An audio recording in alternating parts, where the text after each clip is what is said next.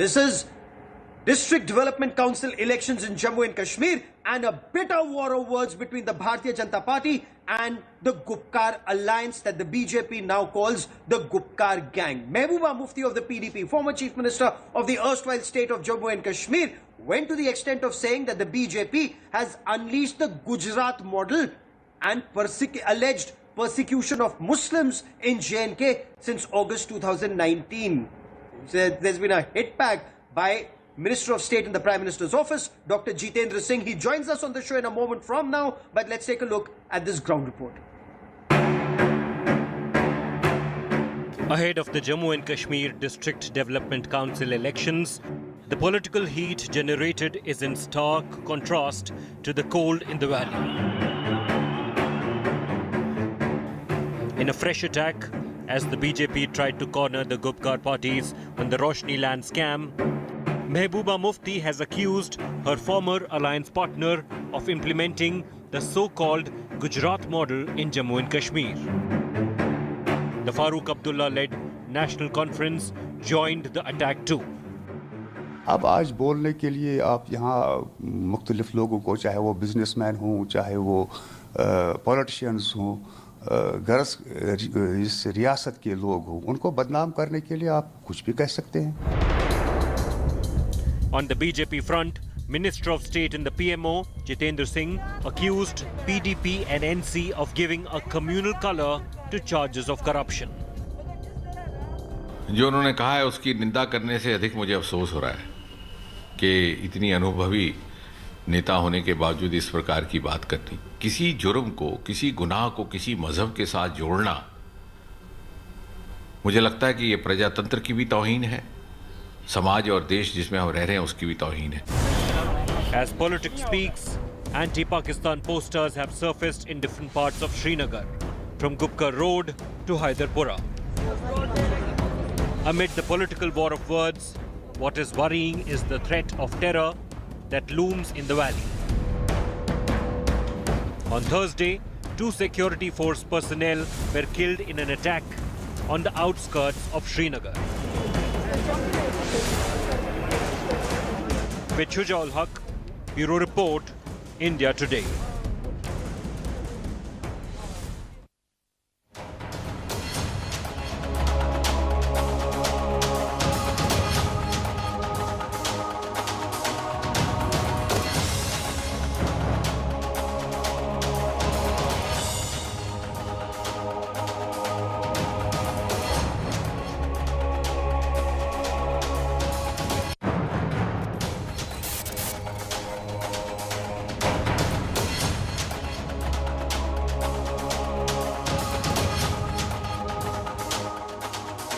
Joining me on the show is Minister of State in the Prime Minister's office, Dr. Jitendra Singh. Dr. Singh, welcome on India First. Mehbooba Mufti alleges that since 2019, the Gujarat model of development is being implemented in Jammu and Kashmir, and she insists this includes persecution of Muslims in Jammu and Kashmir. No, I think, Gaurav, that is a very laughable comment at the outset. Let me point out that Gujarat model is synonymous with the model of development which has been hailed across the world.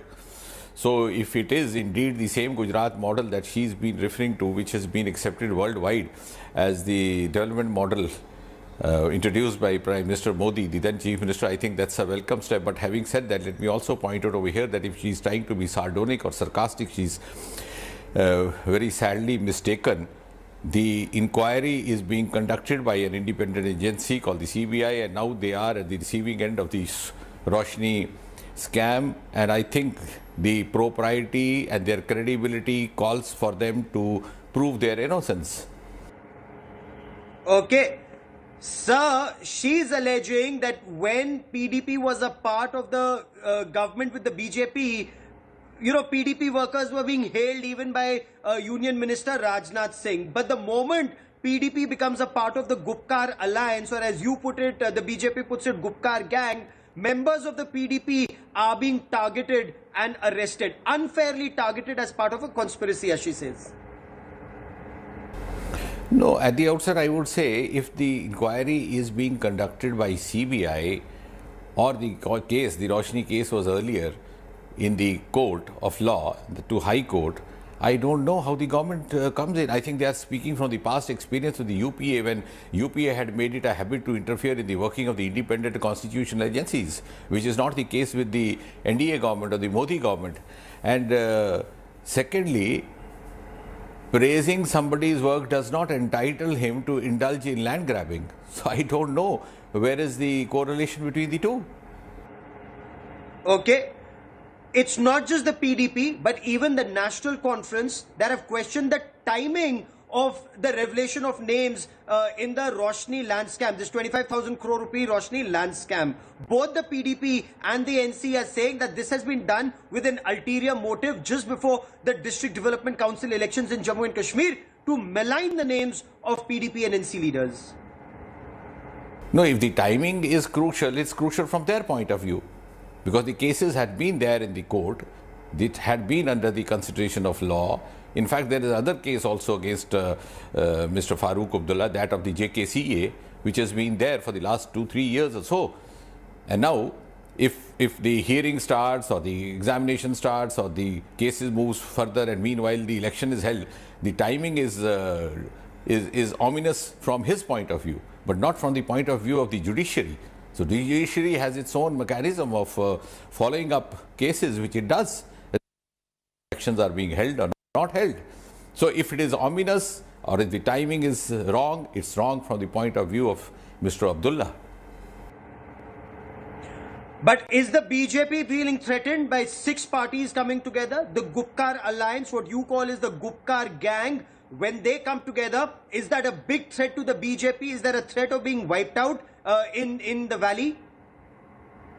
No, absolutely not. I'll just like to respond to this in 2 parts. First, that this coming together is not something new. Let's not forget, even in 2019, in the Lok Sabha election, they had come together. Even in my case, for example, in my own constituency of Udhampur, Kathua, Doda, they had put up a single candidate then. Of course, they didn't name it as a Gupkar alliance, but nevertheless, all these 3 political parties came together, put up a single sentence, and in the bargain, we won that seat with a record margin of 3.58 lakh, biggest ever, and higher than the Jammu margin. In fact, this is helping the BJP to actually reinforce its effort and reinforce its commitment among the rank and file. And as far as they are concerned, let's not forget, the key voter today, the decisive voter today, is the young voter who is below the age of 40. And he cannot be taken by this kind of a jugglery, because he's come of age. They might have worked these tricks to their advantage a quarter of a century earlier, but no longer today, because the voter has grown, is moving faster, and they are still playing the tricks of the last election, which are not going to work.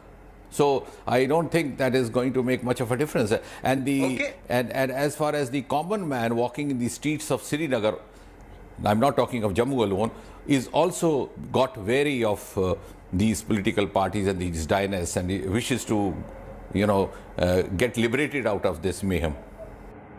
Sir, fair enough. You may criticize the Gupkar alliance coming together in Jammu and Kashmir, but that's on this side of the Zojala. Let's go on the other side of Zojala and let's talk about what's happening in Ladakh. In the Ladakh Autonomous Hill Development Council, you have the BJP and the NC who are together. So you criticize them in Srinagar, but are in alliance with them in Ladakh. The Congress says this is blatant double standards of the BJP, which stand exposed, sir. No, I think they are trying to mix it up to their advantage, but it's not working. Let's not forget again, in Kargil, the elections were fought separately. So there was no pre-poll alliance as it's happened now. Later on, it was the PDP which changed sides, and some of their members came over to the BJP, and therefore this emerged in a way to be projected by them as if it was a kind of an alliance between the BJP and the National Council, which actually does not exist. So it's just that they have a chairman who is being supported from different quarters, but there was no alliance as such for the poll. Okay.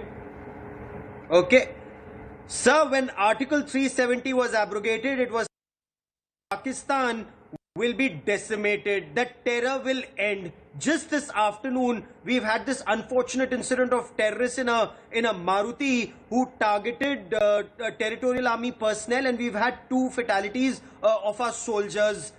terrorism hasn't ended, Pakistan's influence, in your appreciation, especially when the Nagrota encounter happened and elements in the valley apparently were trying to arrange a safe passage for Pakistani terrorists. So limited success after abrogation of Article 370 in the war on terror?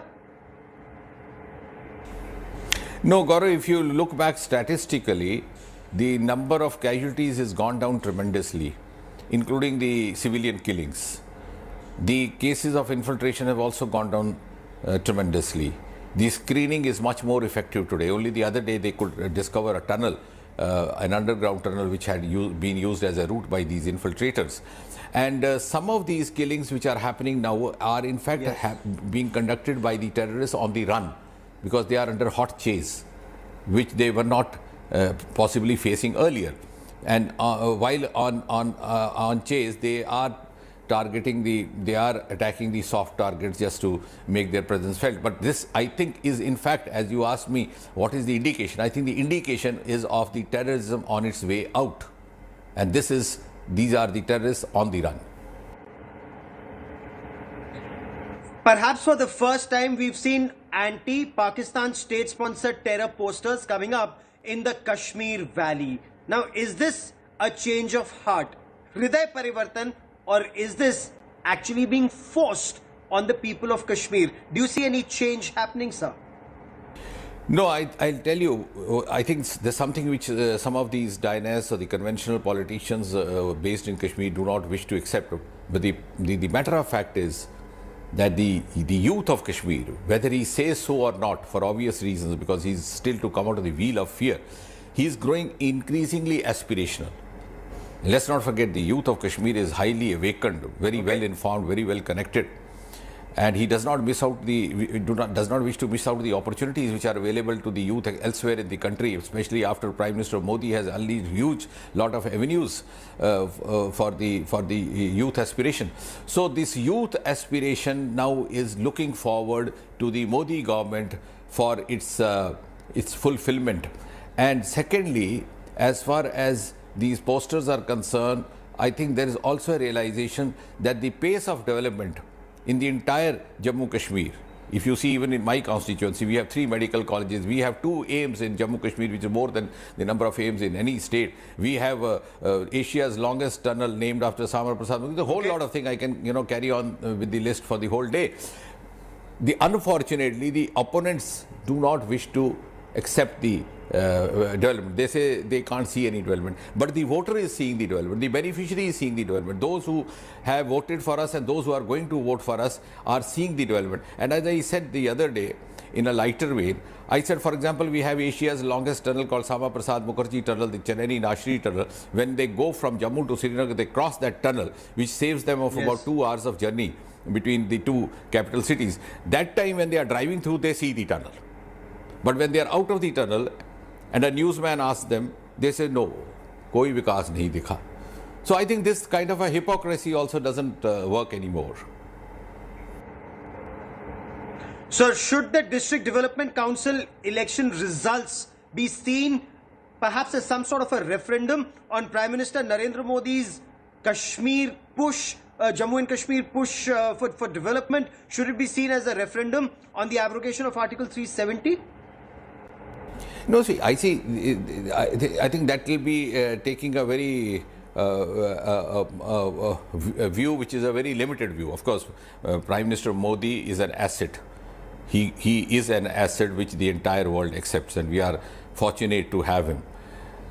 But at the same time, the kind of development activity that has happened in Jammu and Kashmir I can challenge, at least in my constituency and in Jammu and Kashmir, I can ask anybody to come forward and debate with us about the quantum, the magnitude of development that has happened in the last 7 years vis-a-vis earlier 70 years. Not only that, at the intervention of Prime Minister Modi, let's not forget, there have been projects which were held up for 4 decades, 5 decades. The Shahpur Kandi irrigation project, as a result of it, the entire water of India's share from River Ravi was flowing over to Pakistan. And these Congress leaders used to, taunt BJP, कि आपने इतना कर दिया, पानी क्यों नहीं रोका? But they had held up this project since 1970s with the intervention of Prime Minister Modi, and this is going to benefit both Punjab as well as Jammu Kashmir. Only yesterday in the Pragati, Prime Minister Modi took a review status of the project called Pakkaldul in Kishtwar, which is, you know, one of the biggest in North India. So all this has happened in the last 3-4 years. And India's first of its kind National Institute of High Altitude Medicine coming up in Himalayas in a remote place called Bhadrava. So people are seeing it, and that's why I said the opponents are not seeing it, but the voter can see it. Fair enough. Let's see how voters react to the development push. But for the moment, Dr. Jitendra Singh, Minister of State in the Prime Minister's office, many thanks for joining us here on India First. Hi everyone, Preeti Chaudhary here. Hope you like this video. For latest news and analysis, like and subscribe to the India Today YouTube channel. And don't forget to press the bell icon to stay updated. Thank you for watching.